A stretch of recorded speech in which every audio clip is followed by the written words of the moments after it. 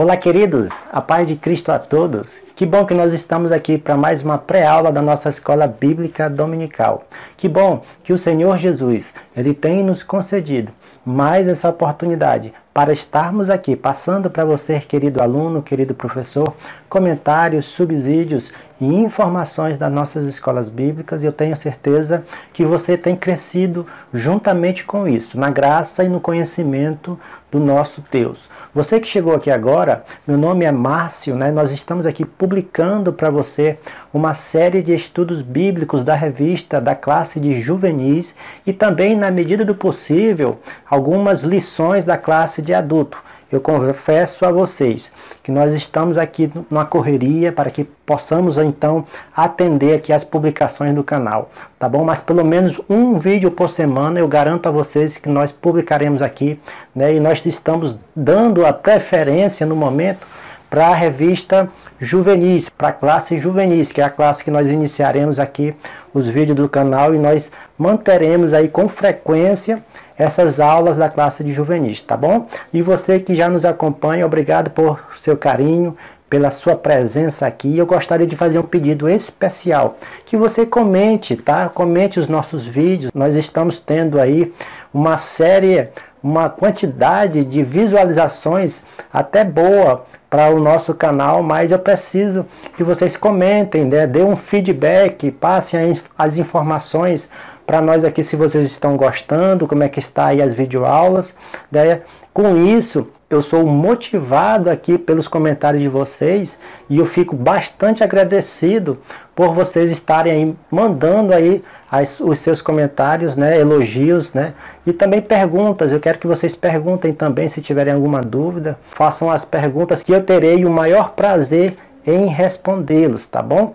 Nós estudaremos aqui nessa videoaula a lição da classe de juvenis. Se você ainda não adquiriu a sua revista, eu aconselho a você a comprar a revista, adquirir a sua revista, que essa revista está com as lições aí muito boa para o nosso conhecimento, para o nosso crescimento espiritual, também nosso avanço na área cristã. Você que é jovem, você que é adolescente, você que é professor, eu tenho certeza que você tem crescido com isso, tá bom? Nós estudaremos aqui a lição número 7. Essa lição é uma lição importante também para nós entendermos aí a natureza de Cristo, a natureza do nosso Senhor e Salvador Jesus. O tema dessa lição diz o seguinte: a encarnação do Redentor, a encarnação do nosso Salvador Jesus, a encarnação do nosso Redentor. O texto principal dessa lição está escrito em João capítulo 1,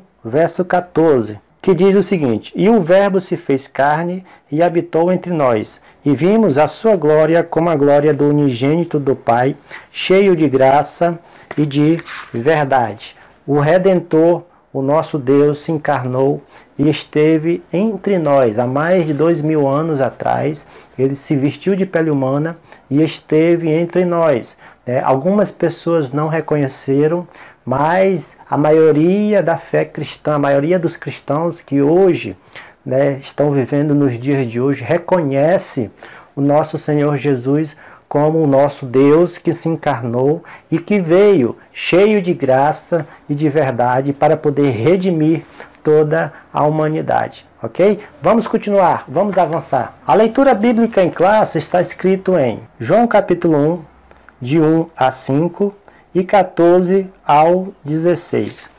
Esse texto de João, ele é uma série de informações importantes que falam de Jesus, que falam do nosso Senhor Jesus, que é uma revelação aqui única em todo o contexto bíblico. Esse texto de 1 João até o capítulo 15, até o capítulo 16, melhor dizendo, é uma série de informações importantes para nós entendermos aí como é que como é que Jesus agiu por meio da criação, agiu por meio também das coisas que foram criadas e como ele age nos dias de hoje.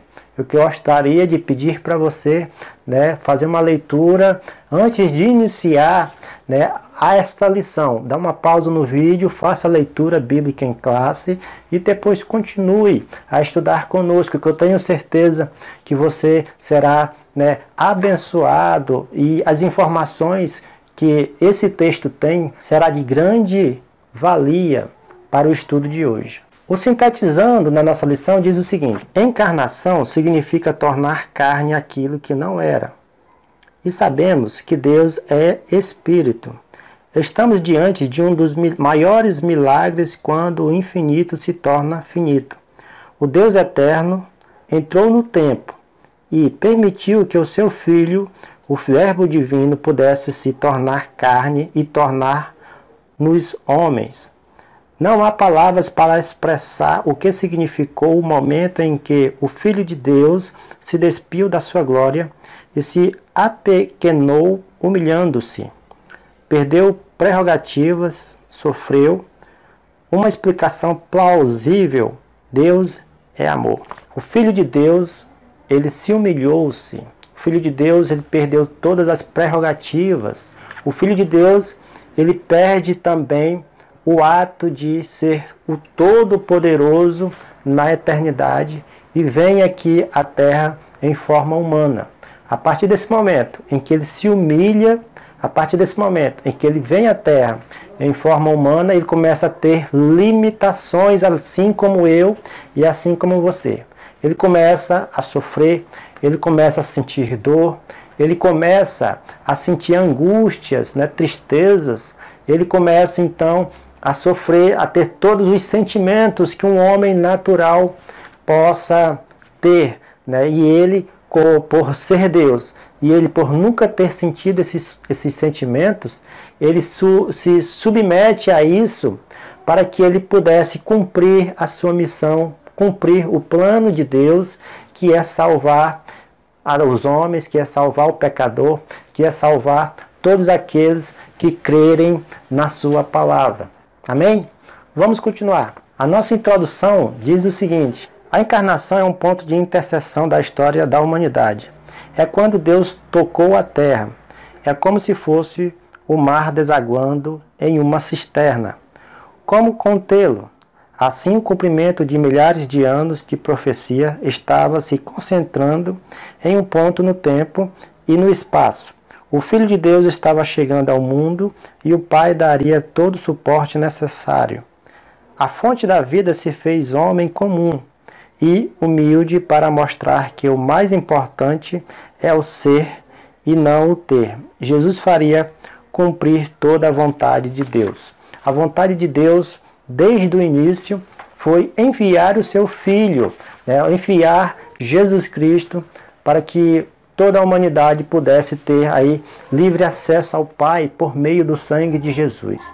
Jesus Cristo, ele no momento da criação, a palavra de Deus nos fala, João nos fala, a partir do versículo 1 em diante, que o próprio Senhor Jesus, ele participa de maneira ativa da criação. Quando Deus fala, façamos, ele significa ali que tem ali uma pluralidade e fala também que Deus estava aí trabalhando em conjunto com a Trindade naquele momento para poder fazer, criar todas as coisas.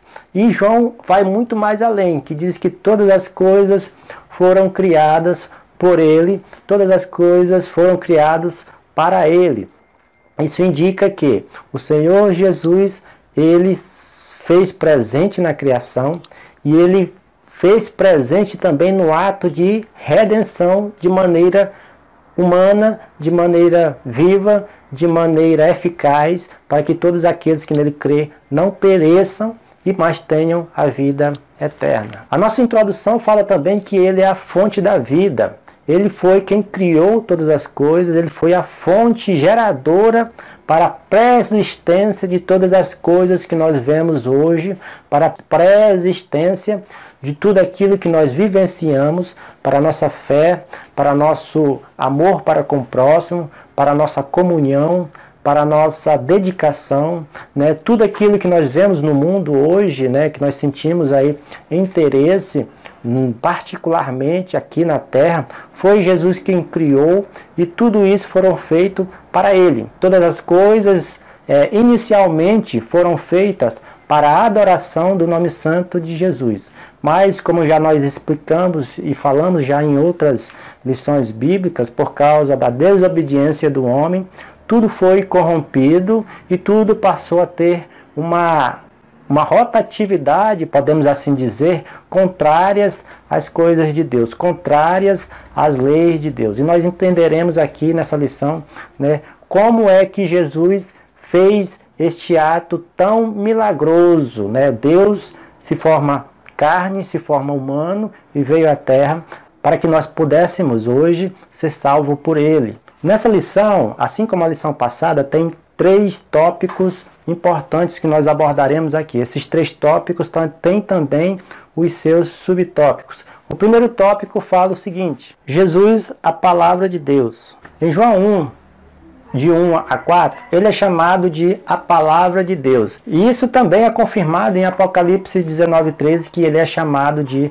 a palavra de Deus. Então Jesus, ele é o verbo, ele é a palavra que se fez carne e habitou entre nós, a qual está confirmado pelo apóstolo amado João. Contestou e afirmou isso através do Espírito Santo que conduzia ele, que conduzia os apóstolos após a ida de Jesus Cristo aos céus. O segundo subtópico fala o seguinte: o Redentor era Deus. O nosso Redentor Jesus era o próprio Deus encarnado, vindo à terra, vindo em forma humana, para que nós pudéssemos hoje, né, estar, né, adorando o seu santo nome, adorando com excelência a Jesus Cristo.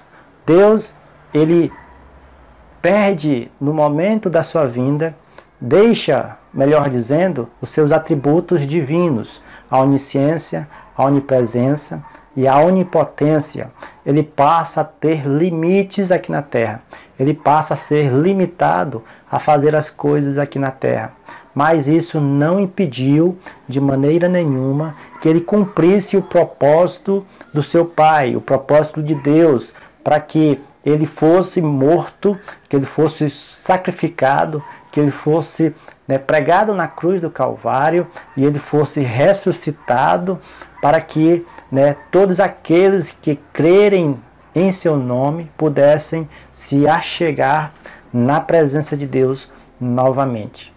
O terceiro subponto desse ponto fala o seguinte: o Redentor tudo criou. Em João capítulo 1, versículo 3, fala que tudo foi criado por Ele. Todas as coisas foram criadas por Ele. A gente tem a entender que Jesus, ele participou ativamente, como eu já falei no início, e ele foi a fonte geradora também da criação naquele momento. Como Deus, Jesus, como sendo parte da divindade divina, ele fez com que também o ato criacionista, o ato de criação da humanidade viesse a ter, né, viesse a ser revelado aos homens, né? Todas as coisas foram criadas para ele. Isso inclui o sistema solar, isso inclui as galáxias, isso inclui os planetas, isso inclui a terra, todos os vegetais, né? As águas, os mares e os homens também, né? E todas as coisas que nós vemos hoje aos nossos olhos nus, foi Jesus quem criou através do seu imenso poder, da sua onipresença, da sua onipotência. E isso tem se limitado após a sua vinda aqui na terra, mas ele não deixou de ser Deus. A palavra nos diz que ele é 100% Deus e que ele é 100% homem. O quarto subponto dessa lição diz: o Redentor era a fonte da vida. Em Romanos 11, verso 36, Paulo afirma, também confirma, que todas as coisas foram criadas por ele. A palavra de Deus, ela tem uma série de informações que testificam que o nosso Senhor Jesus, ele é também o autor da nossa fé, ele é o autor da criação, ele é o autor da luz, ele é autor também do pão da vida, Ele é o próprio pão da vida, Ele é tudo que nós precisamos para poder adquirir e para poder se achegar a Deus através da fé em Cristo Jesus. Creia em Cristo Jesus de maneira intensa, que é somente por Ele que nós alcançamos aí a graça salvadora do nosso Senhor Deus, a graça salvadora do nosso Senhor Jesus, para que nós possamos caminhar adiante, avançar na nossa caminhada cristã, rumo às mansões celestiais, rumo a Canaã celestial que nos espera. Saindo da eternidade e entrando no tempo. Podemos imaginar então, né, Deus saindo da eternidade, como é que seria Ele entrar no nosso tempo? A palavra de Deus nos fala em Eclesiastes capítulo 3, a partir do versículo 1 em diante, que há tempo para todas as coisas. É interessante que nessa passagem é utilizada dois verbos gregos, né, após, né, a tradução do Antigo Testamento para a Septuaginta, que é a leitura em grego, né, foi colocada ali duas palavras que é kairos e cronos.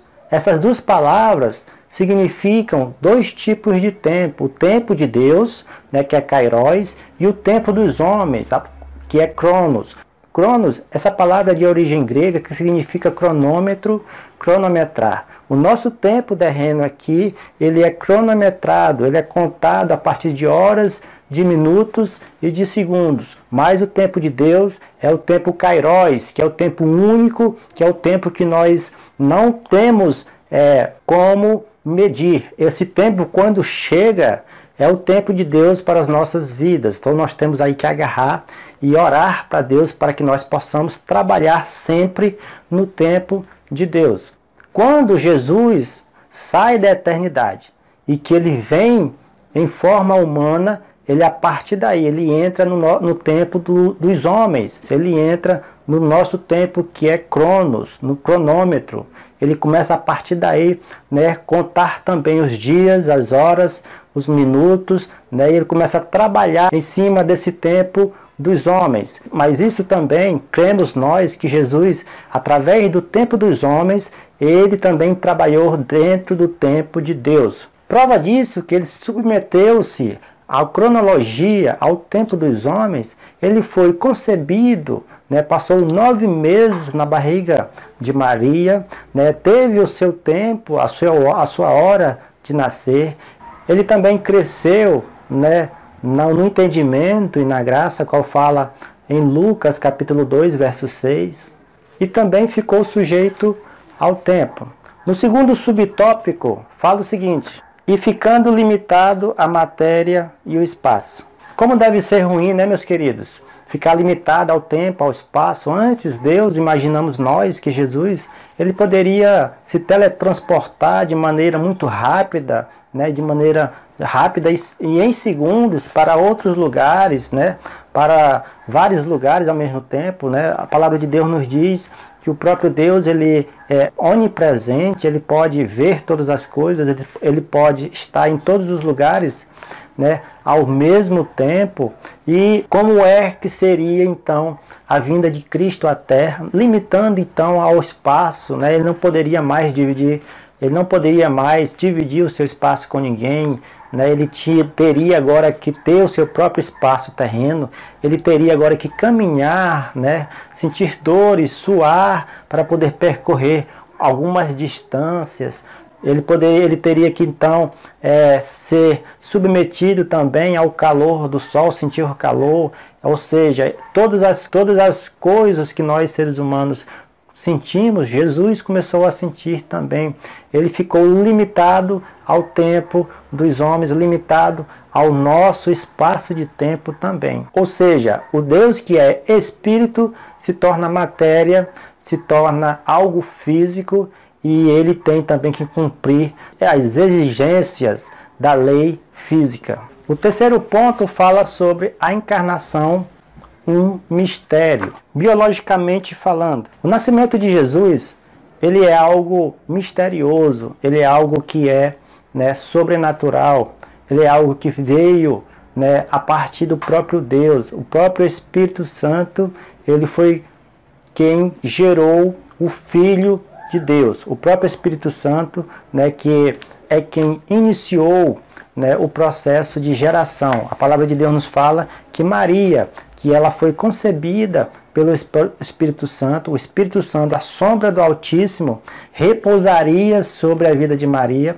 e a partir daí então ela geraria um filho que iria ser chamado de o Messias. O próprio Jesus em carne humana, o próprio Deus em carne humana, a partir daí sendo gerado por uma humana também, para que a promessa de Deus seja cumprida, de vir um Redentor, de a encarnação ser feita através de um corpo humano e gerado um filho, um bebê, né, encarnado, um Deus vestido de pele humana, para que ele pudesse hoje, né, estar aí no céu intercedendo por nós através da sua promessa, através da promessa de Deus, através do ato de redenção, através do seu sacrifício vigário na cruz, através aí do amor incondicional por todos os povos, né, por toda a humanidade. Então, biologicamente, isso é difícil de se entender, isso é difícil de se compreender.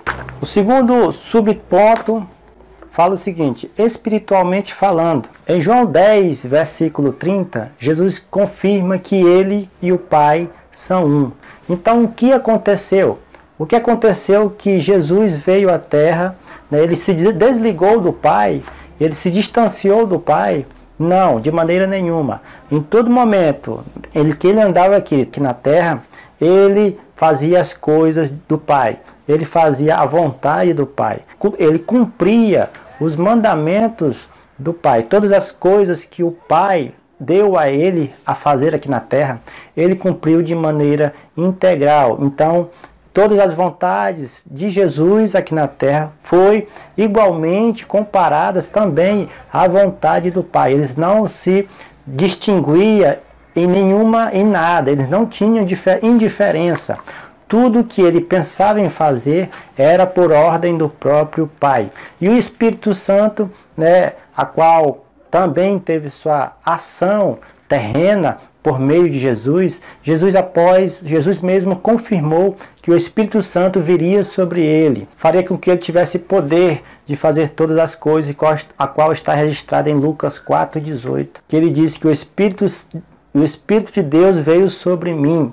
Isso mostra aí, a partir desse momento, em que ele era o ungido de Deus e que ele faria todas as coisas em comunhão com o Pai, em comunhão com o Criador. Para concluir, diz o seguinte: como visto, a encarnação de Jesus foi um evento que mexeu com a estrutura do céu e da terra. Como um simples bebê nascido em uma família pobre de um país pequeno e subjugado, conseguiu dividir a história da humanidade ao meio. Onde estava a sua força? A força dele estava na forma pura como amava a Deus e ao próximo. Ele se despiu de sua majestade para viver no meio dos necessitados e ser pão para saciar os famintos, sem nada